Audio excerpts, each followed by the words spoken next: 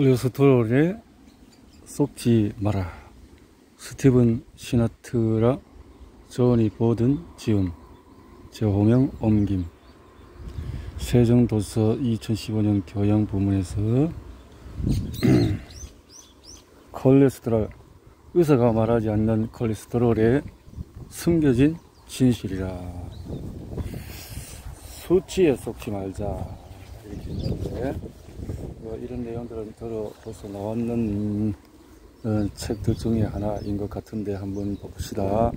지은이는 스티븐 시나트라, 심장 전문의, 미국 심장학회 정회원, 영양학 정회원, 인지행동치료 전문가, 커네티컷 대학교 의과대학에서 의학과 임상부교수, 미국 전역에 발행되는 소식지 심장 편집장, 시나트라 솔루션, 심장사, 심장병 이런 책들 사이트로 경영하고 있는 전문의라는 것을 딱 볼 수가 있겠네요. 지은이.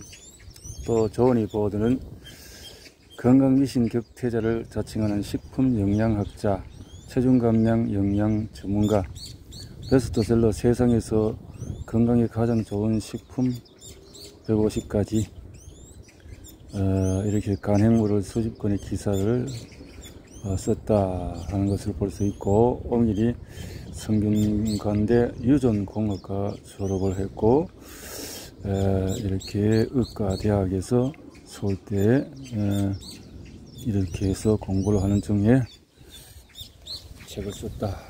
책을 옮겼다. 네, 볼 수 있겠군요. 수치에 속지 말자. 이렇게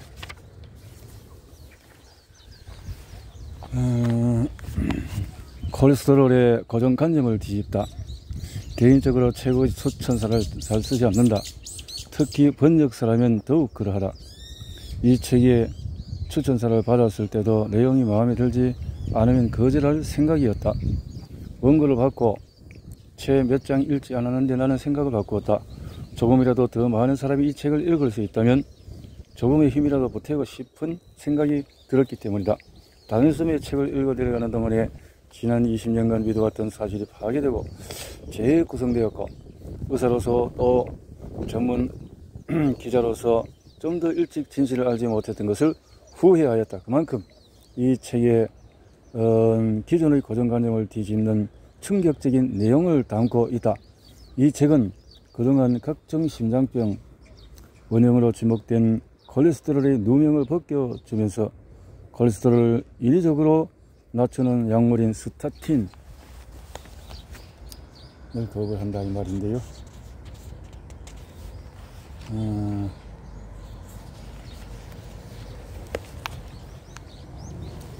네, 허구성을 폭로하고 있다. 여러분이 건강과 관련해서 가장 많이 듣는 말 중에서 하나가 심장병에 걸리지 않으려면 콜레스테롤을 조심하라, 콜레스테롤 섭취를 줄여라, 고기를 덜 먹어라, 포화지방을 먹으면 안 좋다. 물론 나는 콜레스테롤 섭취를 줄이는 것이 별 도움이 안 된다는 것을 알고 있다.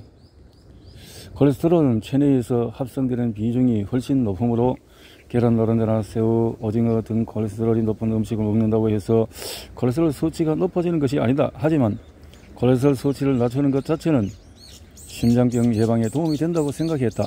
특히 나쁜 콜레스테롤이라고 불리는 LDL을 낮춰야 하며, 포화지방을 섭취하면 콜레스테롤 수치를 증가시켜 심장병 위험이 커지므로 포화지방보다는 포화지방을 섭취할 것을 환자들에게 권해왔다.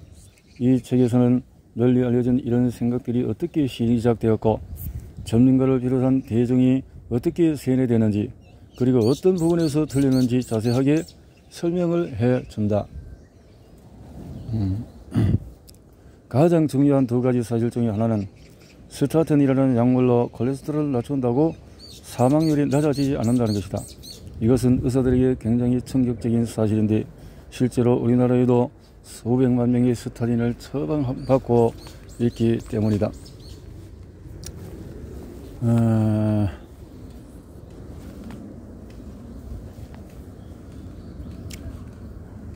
스타틴의 처방이 시작된 이래 처방 기준은 계속 완화되었으며 처방 대상은 계속해서 늘어나고 있다. 나는 음모론을 좋아하지 않지만 제약회사들의 파워가 상당하며 물론 콜레스테롤을 낮추면 뇌졸중이나 심장병 발생이 약간 줄어든다는 연구 결과들이 있다. 그러나 체내 콜레스테롤이 줄어들면 감염과 같은 다른 사망 요인을 증가시킴으로써 전체적인 사망률에는 변화를 주지 못한다는 것이 저자의 주장이다. 콜레스테롤은 세포막을 구성하는 성분이고 에스트로겐이나 테스토스테론 같은 성호르몬과 비타민 D나 담즙산을 만드는 재료로 인체에서는 없어서는 안 되는 중요한 성분이다. 이것이 낮으면 근육 피로, 우울증, 성욕 감퇴 같은 부작용이 오물 명심을 하자.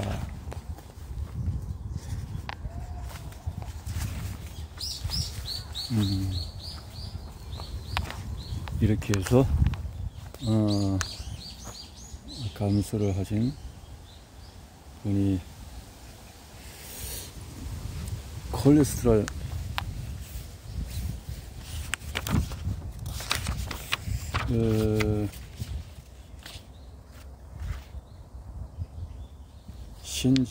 신재원이 가정의학과 전문의가 의학 전문 기자로서 이 책을 읽으면서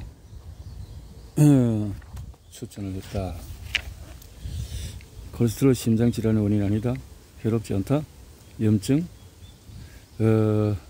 악마는 당, 지방은 해롭지 않다. 결국 다 이제 읽었던 책들은 많이 나왔던 책들 중에 하나입니다만, 스타틴 사격을 아느냐? 심장도 영양보충제가 필요하다. 스트레스는 소리 없이 다가오는 살인서. 이 제목에서 벌써 당이라는 문제점, 그 다음에 스트레스라는 문제점이 그 스타틴의 좀 잘못된 부분을 짚은 것 같습니다. 핵심적인 것이. 오늘은 좋은 이 자연수를 사람들이 여기 와서 시공원인데 똑같은 나무인데 이 나무들을 어디 기념식수로 옮겨서 심을 수 있도록 해보자, 이런 뜻 같은데, 이 나무가 많이 크면은 이 공원으로 하기가 아주 좋겠다라는, 아주 습지하게 여름에는 아주 시원할 것 같은데, 그러나 모기가 많겠죠. 자, 본격적으로 서문을 읽어봅니다. 콜레스테롤은 존재하지 않는 질병이다. 200년 전 의사들은 환자를 치료하면서 몸에 피를 내고 무언가를 제거하고 고약을 붙이는 일이 많았다. 피를 내게 하는 방혈 치료는 이미 2000년 전에 그리스 철학자였던 의사 갈레노스가 시작한 방법이다. 이 치료의 바탕에는 인체의 4가지 체액, 즉 혈액, 정액, 흑담즙, 황담즙이 존재한다는 이론이 있다. 이 중에 혈액이 가장 큰 부분을 차지하므로 환자를 건강한 상태로 되돌리려면 혈액의 균형이 가장 중요하다고 믿었다. 19세기부터 거머리가 방열치료에 시작되게 했다. 의사들은 특정 질병을 치료하는 데 가장 효과적인 출혈 부위가 어디인지, 최상의 치료 효과를 거두려면 거머리를 어느 부위에 두어야 하는지, 거머리를 몇 마리 사용해야 좋은지를 이야기했다. 셀 수 없이 많은 실험을 거쳐서 의사들이 작성한 논문에는 자신만의 출혈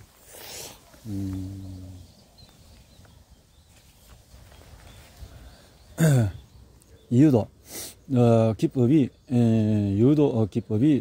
소개되었고, 그 내용은 매년 의학계 회의에서 발표되기도 했다. 물론 말도 안 되는 생각이었다. 1600년대 초에 영국의 의학자겸 생리학자인 윌helm 하비를 통해 인체 순환계가 어떻게 가능한지 밝혀진 이후 이러한 치료가 이치에 맞지 않는다는 것이 입증되었다. 그러나 200년 전 의사들에게는 방열법의 과학적인 근거는 크게 중요하지 않았다. 환자에게 거머리를 50마리까지 사용하는 의사도 있었다. 미국 초대 대통령 조지 워싱턴이 인후염에 걸렸을 때 그의 조치 역시 감염을 치료하려고 혈액을 빼내는 치료법을 시행했다. 그러나 2리터 가까이의 피를 뽑아낸 후에 조지 워싱턴은 사망하고 말았다. 하하, 이렇군요. 현대를 사는 우리가 당시 상황을 들으면 한숨밖에 나오지 않는다. 현대의학에서는 근거가 모호한 치료를 접할 일이 없기 때문이다. 전 세계 우수한 기관에서 과학의 기반을 둔 연구를 하고 있는데다 오늘날의 의사들은 실제로 드러난 증거를 무시하지도 않는다. 또한 불필요하고 심지어 위험할지도 모르는 치료는 절대 시도하지 않는다. 정말 그럴까? 안타까운 일이지만 오늘날에도 수많은 의사가 옛날 옛적 의사들과 똑같은 생각을 하고 있다. 아직도 수천 수만 명의 의사들이 존재하지 않는 질병을 결코 순하다고 할 수 없는 약으로 치료한다. 두려워하던 과학적 근거도 없이 마치 200년 전 의사들이 했던 것처럼 확고하고 집단적인 생각에 따라서 이와 같은 위험한 치료를 한다. 여기서 말하는 존재하지 않는 질병은 무엇일까? 바로 체내 콜레스테롤 증가이다.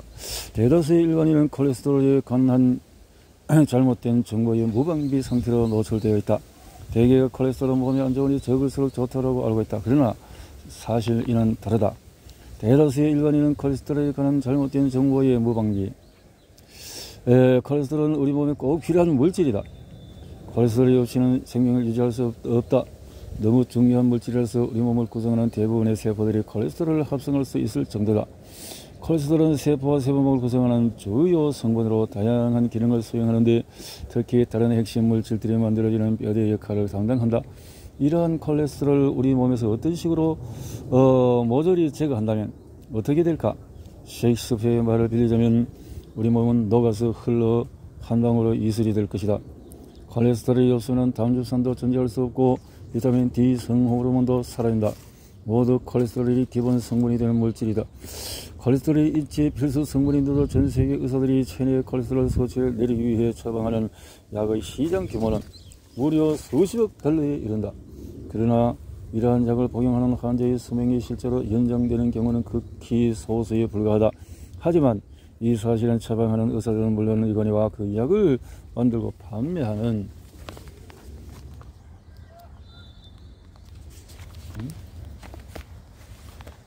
제약업계에도 아무런 영향을 미치지 못한다.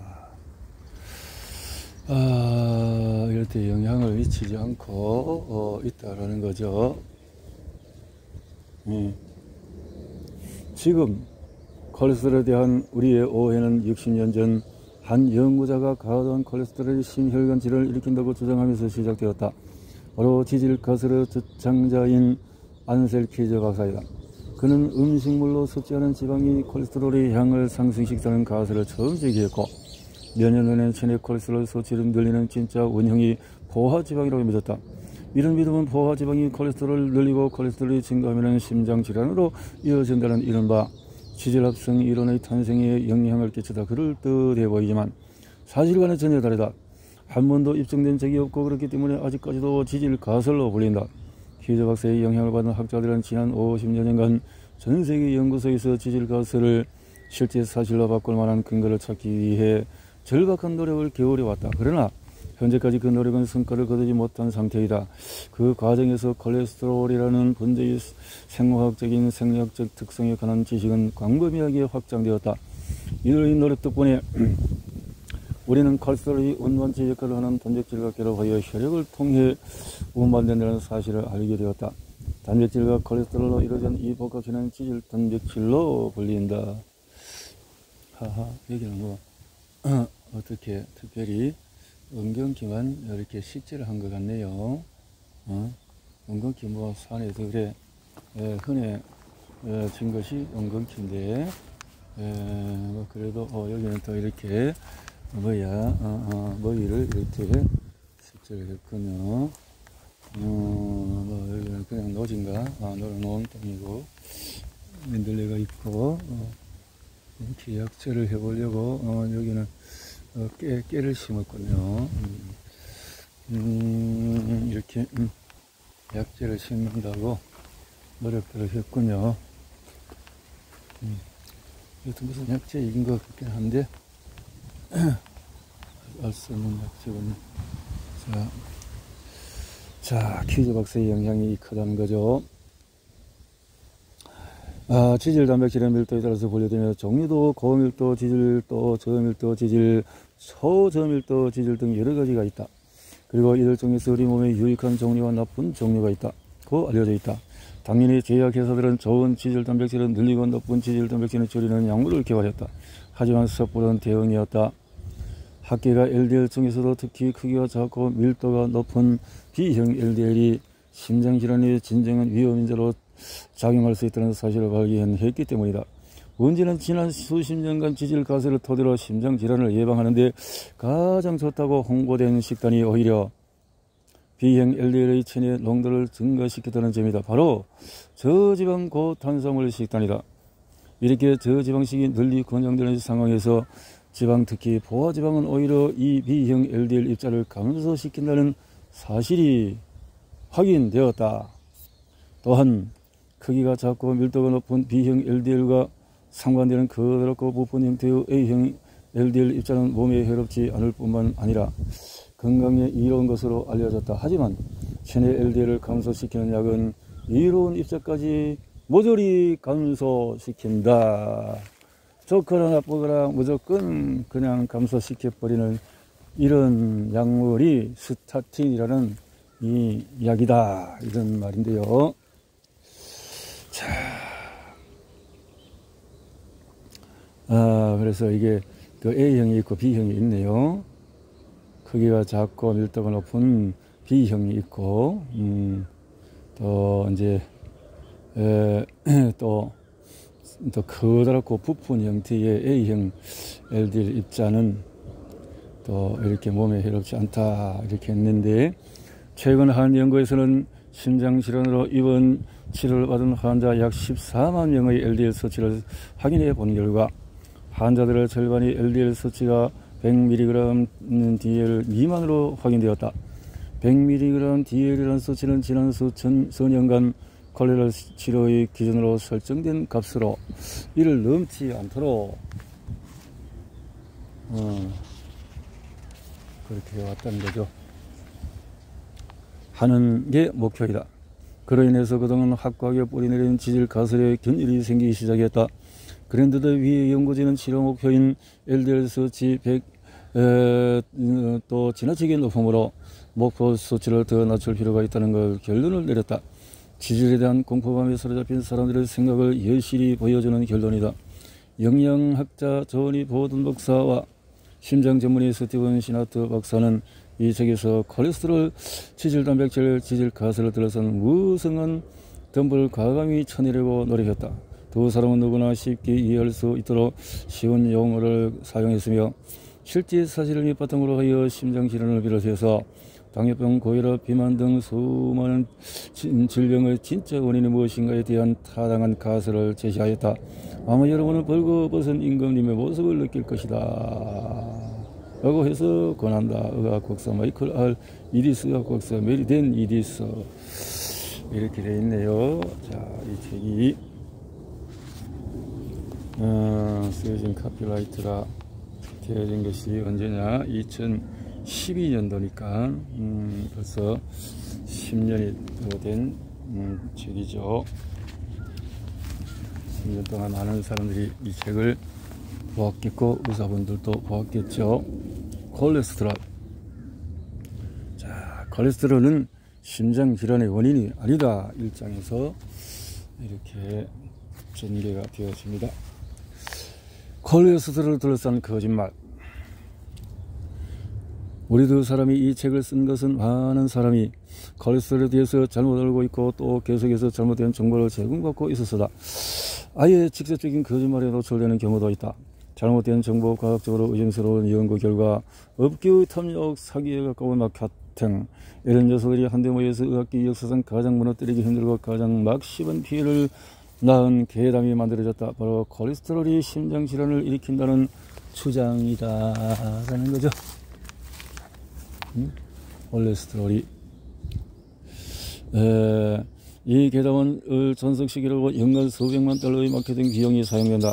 그 결과 미디어와 대중간의 심장질환과 큰 관련이 없는 콜레스테롤이 겁먹게 되었고 300억 달러가 넘는 콜레스테롤 저제 시장이 형성되었다. 하지만 진짜 비극은 따로 있다. 콜레스테롤에 쓸데없이 관심이 집중되는 바람에 심장질환을 일으키는 진짜 위험한 요인, 즉 염증, 산화, 당분 스트레스는 거의 무시된다는 점이다. 앞으로 설명하겠지만 콜레스테롤 수치는 심장질환을 예측하기 위한 적절한 지표가 아니다. 심장발작으로 병원에 입원한 사람 중에서 절반 이상은 콜레스테롤 수치가 완벽히 정상이며, 콜레스테롤 수치가 높다고 의사가 경고하는 사람의 절반은 심장 상태가 지극히 정상이고 건강하기 때문이다. 정부 기관과 미국 심장협회 같은 거대한 건강 관련 단체가 권장하는 식생활 지침을 보면 대부분 콜레스테롤 공포증과 직간접적으로 관련이 되어 있다. 콜레스테롤 섭취에도 혈액에 거의 아무런 영향을 미치지 않는 사람이 전체 인구의 95% 이상인데, 이 지침에서는 콜레스테롤 섭취를 줄이라고 꾸준히 경고한다. 콜레스테롤뿐만 아니라 위와 같은 지침에서는 포화지방의 위험성에 대해서도 경고하며 적대감을 드러낸다. 그러나 포화지방 섭취와 심장질환 사이의 관계를 확신할 만한 의학적인 근거는 전혀 없다. 오히려 포화지방을 줄이고 탄수화물을 늘려서 섭취하면 심장질환 발생 위험이 증가한다는 연구 결과가 있다. 실자 두 사람은 각자 이 직업을 통해서 콜레스테롤을 이론에 회의적인 생각을 갖게 되었고, 서로 다른 길을 걸어왔지만 같은 결론에 당도했다. 콜레스테롤은 심장질환을 일으키지 않는다는 생각이다. 또한 트랜스지방과 달리 포화지방은 악마의 자식이 아니다. 그리고 가장 중요한 사실은 콜레스테롤을 낮추려는 전 국가적인 집착정이 결국 상당한 대가를 치르게 되리라는 것이다. 콜레스테롤은 심장 건강과 거의 관련이 없는데, 이 무의한 분자에 쓸데없이 에너지를 집중함으로써 심장질환의 진짜 원인은 외면한다. 먼저 우리가 어쩌다가 콜레스테롤 이론에 의구심을 품게 되었는지, 또 이 책에 담긴 정보를 알면 목숨을 구할 수 있다고 열렬히 믿게 된 이유가 무엇인지를 이야기하겠다.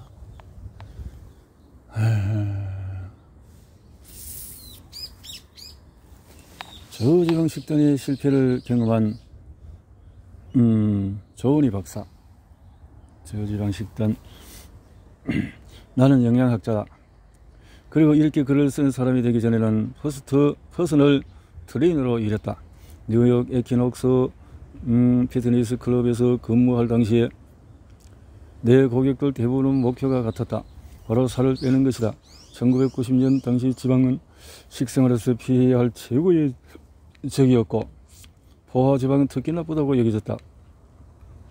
포화지방이 동맥과 콜레스테롤 수치를 높이고 심장질환을 일으킨다고 누구나 믿고 있었기 때문이다. 그래서 나 역시 저지방 식단을 제시했고, 엄청난 양의 유산소 운동과 약간의 근력 운동을 실시하도록 조언했다. 효과가 있었다. 아주 가끔이었지만, 하지만 완전히 실패하는 경우가 더 많았다. 고객 중에 60대 초반의 사업가인 AI는 큰 성공을 거두고 막강한 영향력을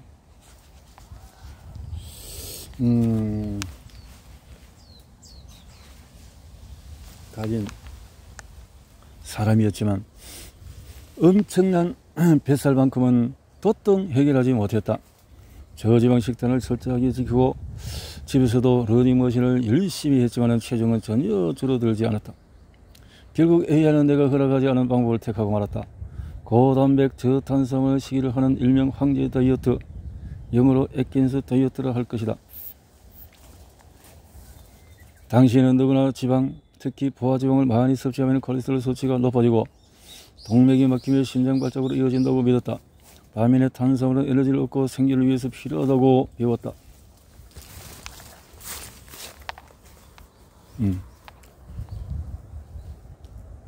나는 AI가 재앙으로 가는 길을 택했다고 확신했다.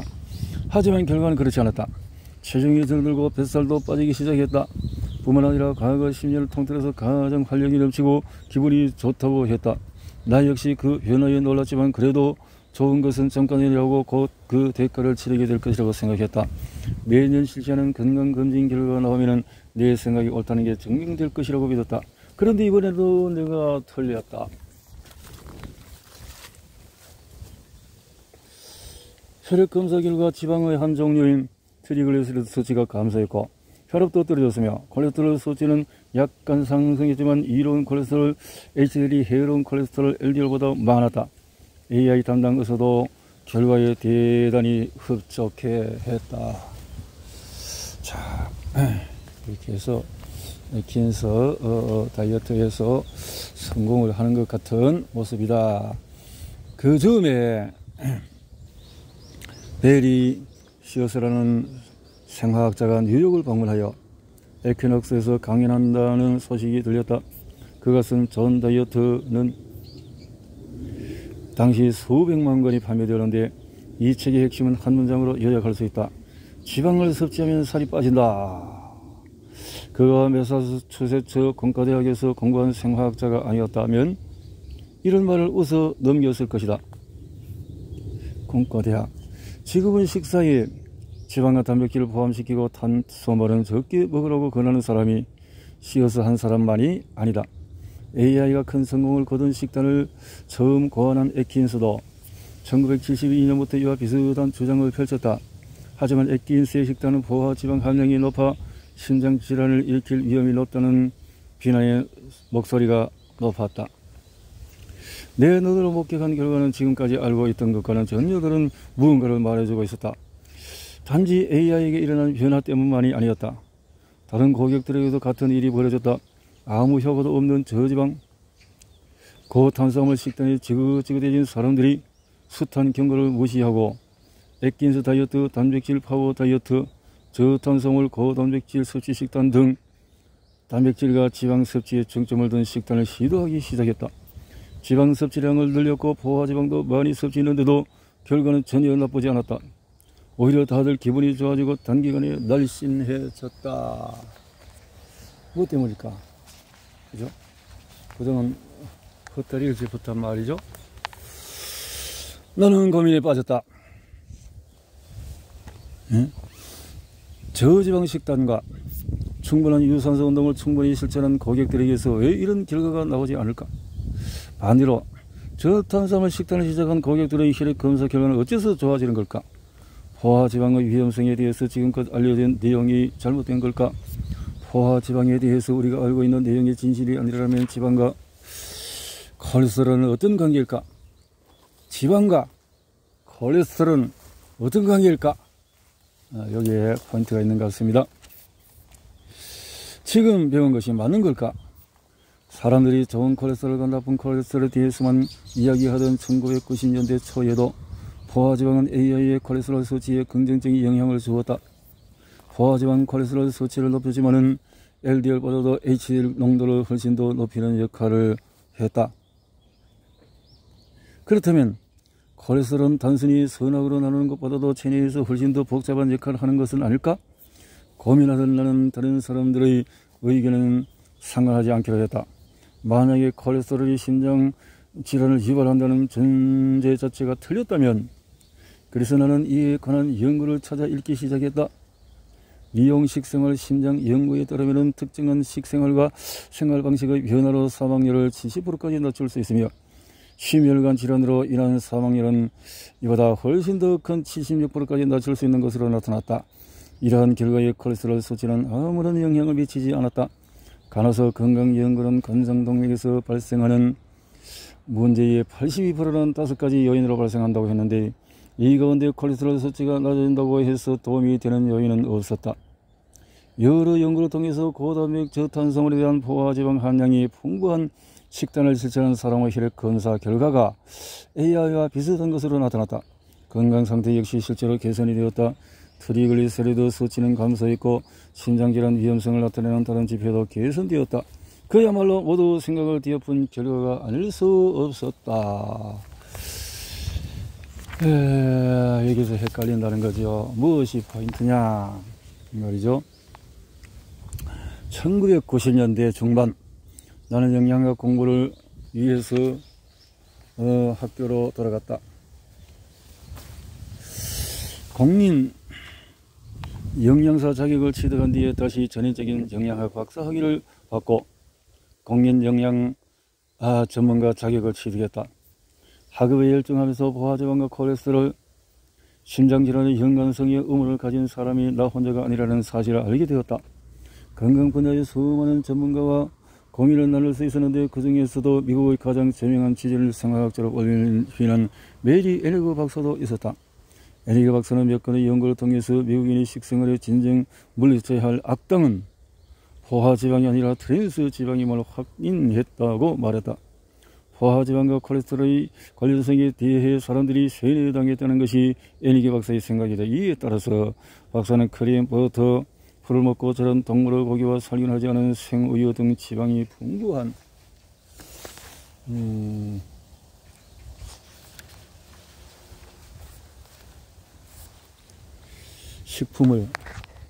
지방이 풍부한 식품을 섭취하면 심장질환 발생률이 오히려 지금보다 감소할 것이라고 지적을 했다. 또한 애니게 박사는 콜레스테롤과 포화지방의 섭취에 대한 잘못된 공포감으로 그런 식품을 일제히 몰아내고 그 자리를 식용유, 가공, 탄수화물, 트랜스 지방으로 대체한 시점부터 전 세계의 비만과 당뇨병이 발생하기 시작했으며 이는 결코 우연의 일치가 아니라고 말했다. 당시 애니게 박사는 웨스턴 프라이스 재단에서 활발히 활동 중이었다. 식생활과 건강 분야에 선구적인 역할을 한 연구자의 이름을 떠서 설립된 이 재단은 버터, 생우유, 풀을 먹고 자란 동물의 고기를 비롯해 콜레스테롤과 연근성과 포화지방 함량이 비교적 높다는 이유로 악마 취급을 받아온 전통적인 식품과 가공 안 된 식품을 지지하는 곳이다. 재단 측은 미국인들이 20세기 초반까지 했던 대로 전통적인 음식을 섭취한다면 심장질환이 현저히 줄어들 것이라는 사실을 알리기 위해서 노력한다. 나는 지구상에서 가장 건강하고 장수한 사람들에게 긍정적인 역할을 한 것으로 추정되는 요소들을 조사했다. 그 결과 콜레스테롤 낮추려는 노력은 심장질환 감소에 거의 아무런 영향을 미치지 않고 생명 연장에도 어떠한 영향도 주지 않는다는 분명한 사실을 확인했다. 앞서 언급한 리옹 식생활 심장 연구를 비롯해서 다양한 연구가 거듭될수록 심장질환 감소와 콜레스테롤 수치 저하 사이의 관련성은 극히 낮은 것으로 나타났다. 게다가 동맥손상이 생기는 진짜 원인은 산화와 염증이며 콜레스테롤은 무한 구경꾼에 불과하다는 연구와 보고서가 많이 발표되고 있다. 산화와 염증 반응, 여기에 당분과 스트레스가 더해지면 인체와 노화 과정이 뚜렷하게 가속화된다. 그래서 나는 진짜 범인은 바로 이런 요인들이라는 것을 확신하게 되었다. 지금껏 공격받았던 콜레스테롤은 알고 보면 인체 건강에 필수적인 무고한 존재였던 것이다. 나는 콜레스테롤이 심장질환에 끼치는 영향이나 포화지방의 위험성에 대한 사람들이 크나큰 오해를 하고 있다는 확신이 들었다. 고단백질, 고지방 식사를 해도 죽지 않을 뿐더러 오히려 체중 감량이나 심장 건강에 도움이 된다는 사실을 고객들에 설득하기는 쉽지 않았다. 고객의 주치의들은 포화지방이 동맥을 막아서 콜레스테롤을 상승시키고 결국 심장질환으로 이어져 사망에 이른다라는 그릇된 생각을 전적으로 믿는 사람들이었고 나는 이들과 끊임없이 부딪히게 했다. 그렇게 2010년이 왔다. 어느 날 세워인제 출판사에서 연락이 왔다. 출판사에서는 식품과 영양보충제로 콜레스테롤을 낮추는 방법에 대한 책을 써보는 게 어떠냐고 제의했다. 그에 대해 나는 이런 답변을 보냈다. 저는 큰 콜레스테롤을 낮추는 일이 중요하다고 생각하지 않습니다. 그러니 그 주제로 책을 쓸 수는 없겠네요. 콜레스테롤. 출판사에서는 호기심을 넘어 놀라워하는 눈치였다. 어째서 콜레스테롤 낮추는 문제가 중요하지 않다는 겁니까? 의사들은 콜레스테롤 수치가 높으면 심장질환이 발생한다고 말하지 않나요? 그리고 심장 발작을 예방하려면 콜레스테롤 낮추는 일이 가장 중요하다고 하지 않나요? 의사들은 그렇게 말하죠. 그건 틀린 생각이에요. 나의 답변이었다. 호기심이 일어났는지 출판사에서는 더 많은 정보를 달라고 요청했다. 나는 먼저 콜레스테롤 회의론자 국제 네트워크가 운영하는 웹사이트부터 들어가 보라고 제안했다. 그리고 포화지방과 심장질환의 관계에 의구심을 던진 논문 몇 편도 읽어보라고 했다.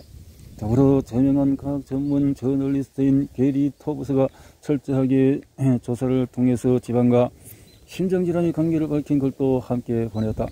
뉴욕타임스에 게재된 글은 지방에 관한 이야기가 완전히 거짓말이었다면 이라는 제목의 기사였다.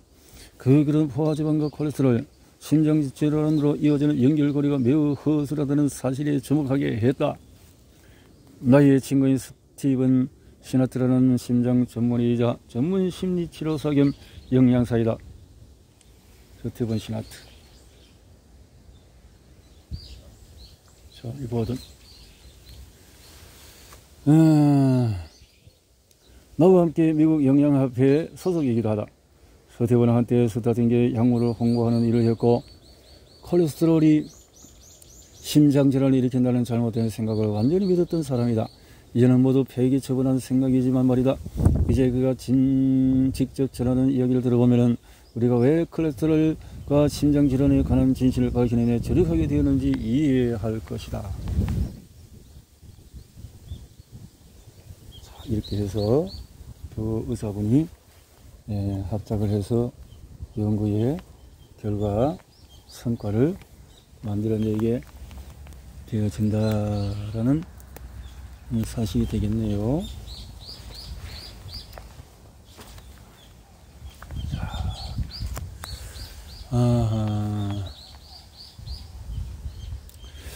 스타틴 약물의 부작용을 지켜본 시나트라 박사. 오늘 대부분의 의사는 환자의 콜레스테롤 수치가 높게 나오면 스타틴 약물을 복용하라고 권한다. 꼭 1000개 먹으라고 잔소리까지 한다. 환자가 동맥질환인지 남성인지 여성인지 몇 살인지 개의치 않고 똑같이 그렇게 권한다. 콜레스테롤을 낮추면 심장질환을 예방할 수 있다고 믿기 때문이다. 한때는 나도 그 말을 믿었다. 의사들에게 홍보용으로 배포되는 연구자료와 정보는 참 그럴듯해 보였다. 나는 제약업체를 대변해 강연할 정도로 그것을 철저히 믿었다.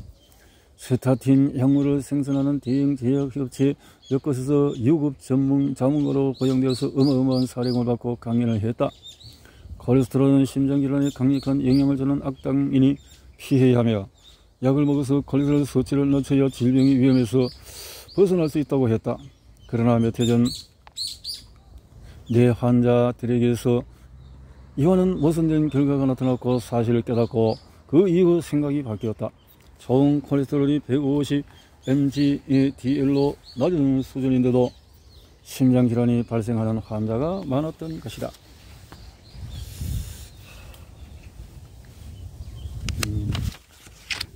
낮은 수치인데 심장질환이 나왔다. 그런데 많다. 심장질환. 당시 병원에서는 환자가 흉부 통증을 보이고 운동검사에서 경계 수준임이 확인되고 특히 콜레스테롤 수치가 280 이상 나오면 혈관 조영술을 받도록 지시했다. 조영술을 통해서 환자의 동맥이 어떤 상태인지 확인하려는 것이었다. 이 검사를 통해서 문제가 생긴 동맥을 발견한 경우도 있었지만 동맥이 완벽할 정도로 건강한 환자가 대부분이었다. 이런 결과를 보면서 내가 확고히 믿고 있는 것과는 다른 무언가가 있다는 생각이 들었다. 콜레스테롤에 관한 정전의 생각이 의문을 품고 조사를 시작했다. 콜레스테롤과 관련된 기존 연구를 면밀히 살펴보았다. 비슷한 의문을 가진 다른 의사들을 만나서 연구 결과가 어떻게 조작되고 있는지에 대해서도 들을 수 있었다. 한여로 밴더빌트 대학의 생화학자인 조지만 박사는 전 세계적으로 유명한 프리밍행 심장 연구에 참여한 학자인데 그는 콜레스테롤 심장질환의 지표로 보는 가설을 미국 국민을 대상으로 한 사상 최대 규모의 사기라고 말했다. 이런 반대의 목소리는 안타깝게도 콜레스테롤이 해롭다는 합창 소리에 묻혀 있었다. 오늘날에도 언론이 주목하는 연구 결과의 대부분은 콜레스테롤에 관한 기존의 생각을 고수하고 있다. 제약업계, 저지방 식품업계와 의료단체들이 이러한 주장을 지원하는 것으로 보인다. 그래서 나는 콜레스테롤 선거제 활동을 그만두었다. 원래 믿었던 사실도 이제는 믿지 않는다. 다음 같은 것 때문이다. 콜레스테롤은 생명을 유지하는 데 꼭 필요한 물질이며 간, 뇌를 비롯해서 인체 거의 모든 세포에서 만들어진다. 효소를 통해서 비타민 D 성호르몬과 스트레스 호르몬을 포함한 스테로이드 호르몬, 소화, 지방 흡수를 돕는 담즙산염으로 전환되어서 체내에서 사용된다. 또한 세포를 둘러싼 막과 세포 내부 구조를 이루는 중요한 물질이다. 특히 뇌에는 체내 콜레스테롤 양의 4분의 1에 달하는 콜레스테롤이 있으며 신경세포를 둘러싸고 있는 수초와 섬유 조직을 구성하는 성분의 5분의 1이 콜레스테롤이다. 각 신경간의 의사소통도 좌우된다. 체내 콜레스테롤의 양이 줄어들면 인지 기능이 저하된다. 환자 중에 실비라고 부르던 한 연방 판사가 유독 기억이 남는다. 실비는 스타틴계 약물을 복용한 후로 기억력이 급격히 나빠져서 재판을 도중에 중단시켜야 할 정도로 상태가 좋지 않았다고 토로했다. 실비오의 LDL 수치는 65까지 떨어졌다. 나는 스타틴 복용을 중단하고 콜레스테롤이 풍부한 유기농 달걀을 많이 먹으라고 권했다.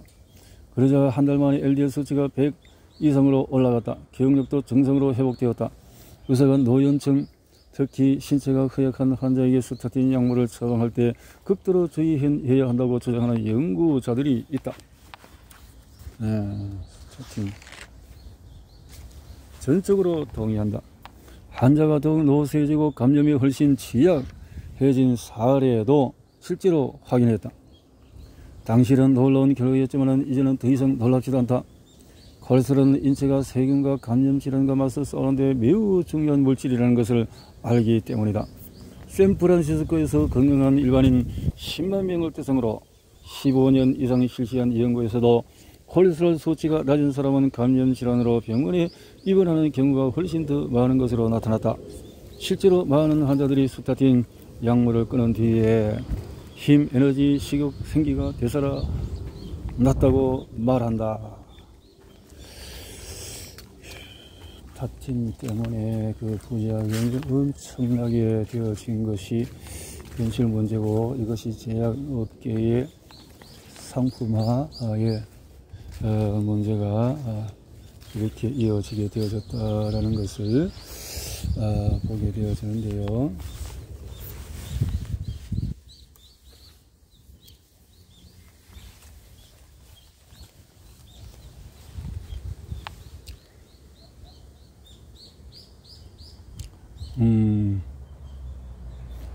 나는 심장 전문의 면허를 가지고 있지만 영양학에도 관심이 많다.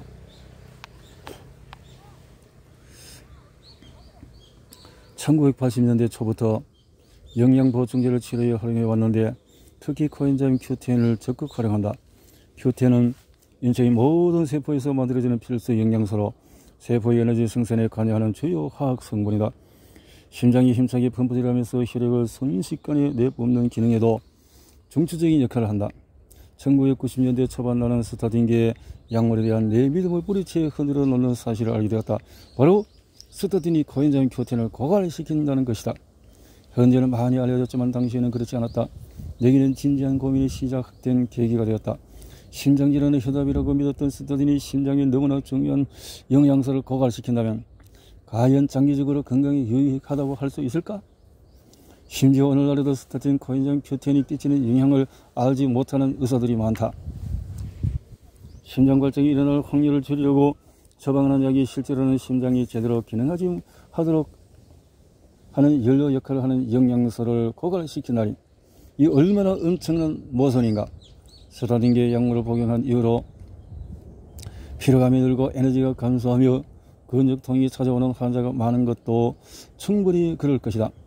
스타틴계 약물이 인기를 얻는 시기는 1990년대 중반이지만 그 이전에도 의사들은 콜레스테롤을 낮추기 위해서 다른 약을 이용했다. 이러한 약물에 대한 연구도 많이 진행되었다. 미국 회계감사원은 1996년 콜레스테롤 저하제 관련 연구에 대한 평가를 실시하고 발표했다. 여기에서 콜레스테롤 저하제 투여 시에 일부 연구에서 심혈관계 문제로 인한 사망률이 감소하는 것으로 나타났으나 심혈관계에 무관한 문제로 인한 사망률은 전체적으로 증가했다는 내용이 담겨 있다. 이에 대해 보고서는 다음과 같이 설명했다. 콜레스테롤 치료가 전체 사망률을 낮추는 효과가 없다는 결과에 대해서 여러 연구진이 우려하고 있으며, 이 부분은 콜레스테롤 정책에 관한 논란의 핵심이라고 볼 수 있다. 또한 이 보고서를 통해서 콜레스테롤 수치를 낮춘 뒤에 건강에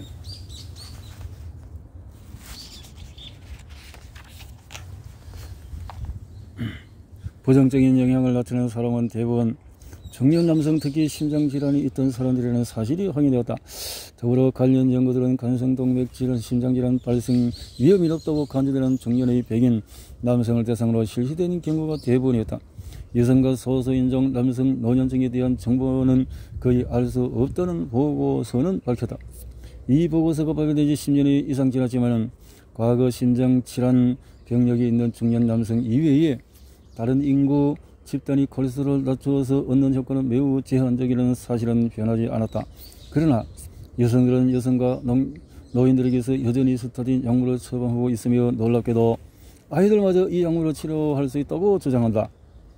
여기까지 내가 콜레스테롤의 문제 원인으로 확실하게 믿었던 사람에서 이러한 생각에 회의를 느끼는 사람으로 바뀌게 된 과정이다. 지금도 환자에게 스타틴계 약물을 처방하는 경우가 있지만 아주 가끔, 그것도 환자가 중년 남성이고 이미 심장발작이 한 번 이상 있거나 관상동맥 치료를 받은 경우에 스탠드, 삽입술, 우회술 이런 관상동맥 질환이 있는 사람의 경우에만 처방한다. 콜레스테롤은 심장질환에 별로 중요한 영향을 주지 않으며 스타틴의 효과가 얼마나 좋든 콜레스테롤이 낮아져서 얻을 수 있는 건강성 효과는 크지 않다. 스타틴 약물은 항염증제이다. 콜레스테롤을 낮추는 것보다도 염증을 감소시키는 효능이 훨씬 강하다. 하지만 염증과 심장질환 발생 위험은 천연성분의 영양보충이나 식생활 개선, 스트레스 관리 등 생활 방식의 변화로도 충분히 줄일 수 있다. 무엇보다도 스타틴계의 약물로 콜레스테롤을 낮췄을 때 동반되는 수많은 이상 증세와 부작용을 동반하지 않는다. 그렇죠. 이런 것을 알아야 된다는 거죠.